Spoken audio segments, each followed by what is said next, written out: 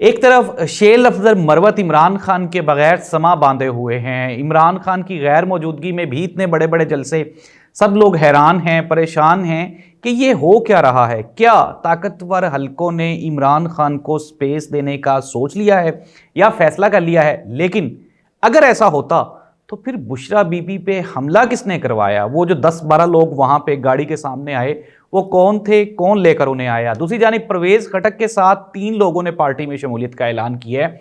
ये एक बड़ी अचीवमेंट है परवेज खटक साहब की जानिब से, वरना तो 3 लोग भी मैं कहता हूं कि उनको शायद कोई अवार्ड या कोई वर्ल्ड कप वगैरह देना चाहिए, जिन्होंने परवेज खटक साहब के साथ शमूलियत का ऐलान किया। जहांगीर खान तरीन और अलीम खान की इस्तेहकाम में पाकिस्तान पार्टी ने पाकिस्तान को तो इस्तेहकाम दे दिया, लेकिन उनको अवाम इस्तेहकाम देने के लिए तैयार नहीं है। नादरीन, क्या होने जा रहा है? क्या ऑप्शन कोई नहीं बची? जिस तरह इमरान खान साहब कहते थे कि मेरे अलावा ऑप्शन नहीं है, मियां साहब भी वो वाला करिश्मा नहीं कायम कर पाए, वो वाला कोई जादू नहीं दिखा पाए जिसकी उनसे एक्सपेक्टेशंस की जा रही थी। क्या होने वाला है आइंदा चंद दिनों में? मैंने पिछले प्रोग्राम में भी कहा था कि दिसंबर अहम है, बड़ी तब्दीलियां रोनुमा होने वाली हैं। ये दिसंबर में क्या होगा ये हम बताएंगे आपको आज के प्रोग्राम में। सबसे पहले आगाज कर लेते हैं। बुशरा बीबी जब इमरान खान साहब से मिलने के लिए अडयाला जेल आई तो उनकी गाड़ी पर चंद शरपसंद अनासिर ने हमला किया और इद्दत में निकाह नामंजूर और इस तरह के कुछ जादू टोना के बारे में उन्होंने नारे लगाए।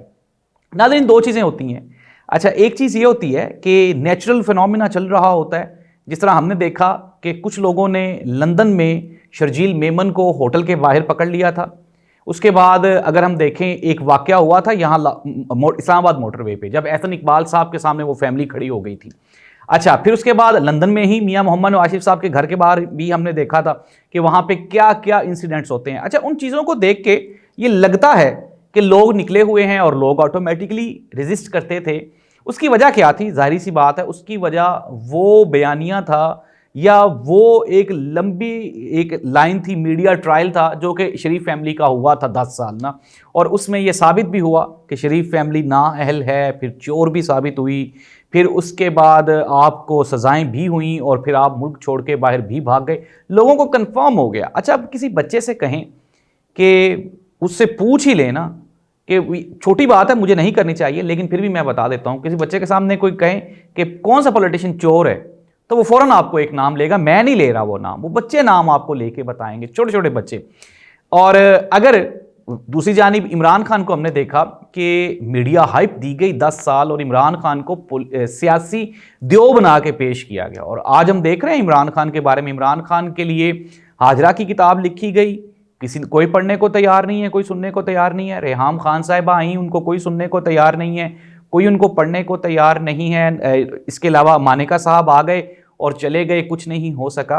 अच्छा, अब ये जब हमला हुआ तो वो 8-10 लोग थे और वो बिल्कुल गैर यानी कि ना बगैर तैयारी के वहाँ पे आ गए और उन्होंने आके हल्ला बोल दिया गाड़ी पे। फिर उसके बाद वो ऐसे तितर बितर हुए जैसे घबराए हुए थे। तो नादरीन, हमने देख लिया। एक चीज़ आप कंफर्म करें, मैं एक पंजाबी में एक वो मीम होती है, वो कहते हैं जिन्हें खान नू सताया उन्हें रक्षा ही चलाया। हमने कासिम अली शाह जैसा बंदा जो कि डिजिटल मीडिया किंग था, उस बेचारे को नहीं मैं कहना चाहता क्योंकि मेरे दोस्त हैं, फिर भी वही वाली बात कि उनको ख़त्म होते हुए देखा। मैंने ये मुनासिब लफ्ज़ इस्तेमाल किया, उनको ख़त्म होते हुए देखा। अभी रिसेंटली एक इंसिडेंट हुआ है, इंजीनियर मिर्ज़ा मोहम्मद अली साहब वाला, एक नामवर मजहबी स्कॉलर था, लेकिन जो ही वो इमरान खान के अगेंस्ट आया, फिर हमने उसको देखा कि वो किस तरह से डिजिटल मीडिया पे भी वो बेचारा ज़लीलो ख्वार हो गया। और इसके अलावा फिर मुफ्ती हनीफ ने उसकी रही सही जो थोड़ी बहुत ही वजह शोहरत थी या उसकी इज़्ज़त थी, उसको भी मलियामेट कर दिया।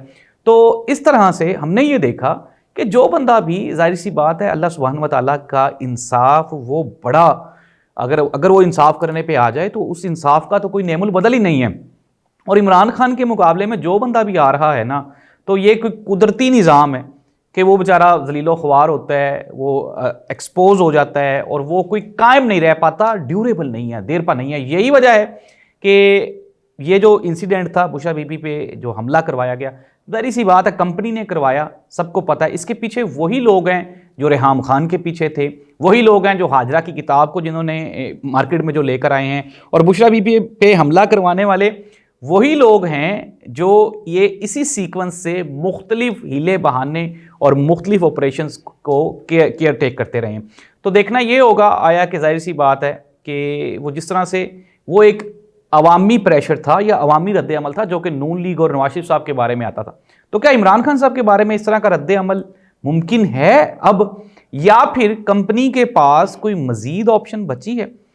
और शायद अवाम ने भी ये ठान लिया है कि इमरान खान की चाहे कोई मैं ये कह रहा हूं कि कोई अगर बराहना वीडियो भी लीक हो जाए तो अवाम फिर भी इमरान खान को छोड़ने के लिए तैयार नहीं है। और इसकी वजह क्या है उसके ऊपर हम एक मुकम्मल प्रोग्राम कर चुके हैं, और वो है इमरान खान की वक्त से पहले सारी चीज़ें अवाम की उसने जहन साजी कर ली थी और उसने बता दिया था कि ये चीज़ें मेरे खिलाफ होने वाली हैं, और अवाम ने इसको एक्सेप्ट कर लिया और अवाम के लिए।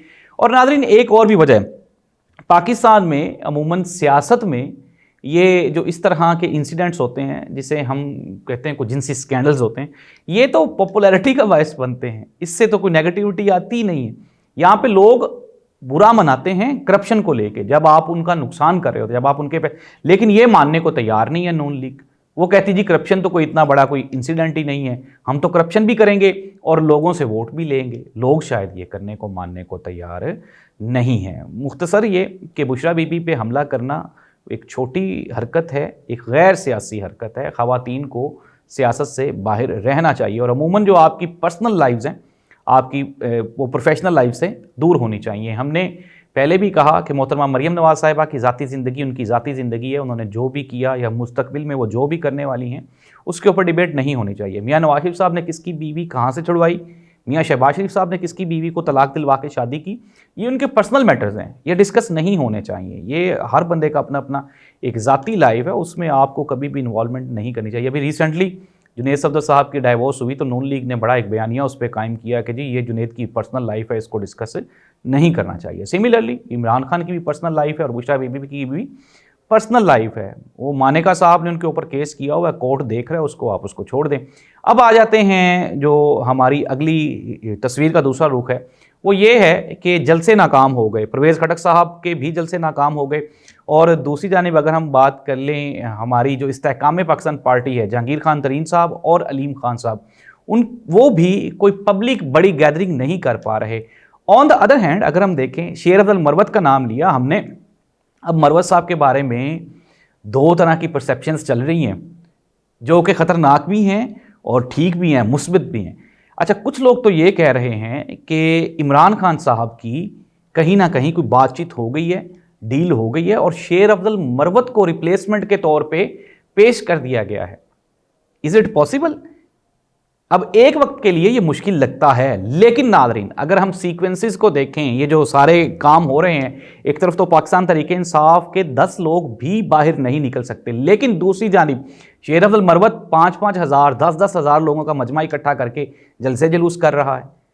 ये क्या है? ये जाहिर सी बात है कि कहीं ना कहीं शेर अफजल मरवत के लिए कोई ना कोई कबूलियत के वहाँ पे प्रोसेस की कंप्लीशन हो गई हुई है और ये बेहतर एक रिजल्ट है या आउटपुट होगी या खुशखबरी होगी पाकिस्तान तहरीक इंसाफ के वर्कर्स के लिए कि शेर अफजल मरवत KPK से फारिग होने के बाद पंजाब का रुख कर रहा है।